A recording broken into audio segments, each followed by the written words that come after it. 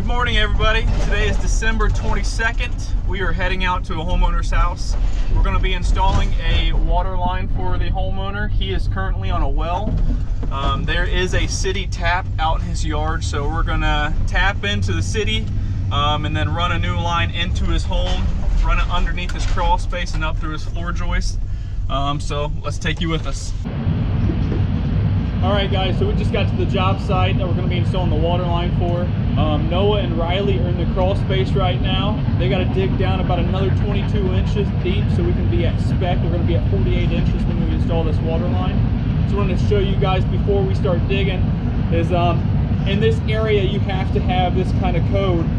We're going to be going from a male iron pipe compression adapter to a 3/4 inch ball valve, a 4-inch nipple brass.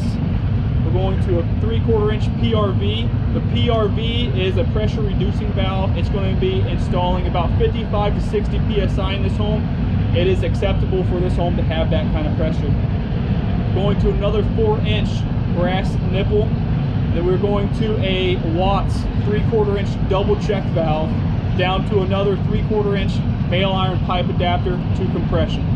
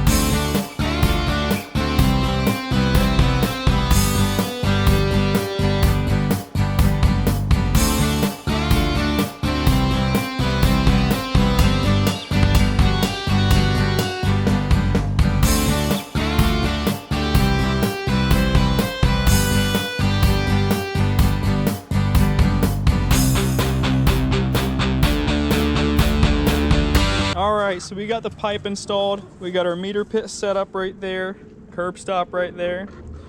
We're going to be putting about 4 inches of sand down on the base, 2 inches below the pipe, 2 inches above the pipe. We got K 3/4 inch copper coming out of the meter pit to a coupling, attaching onto our 3/4 inch black 250 psi pipe all the way into the house.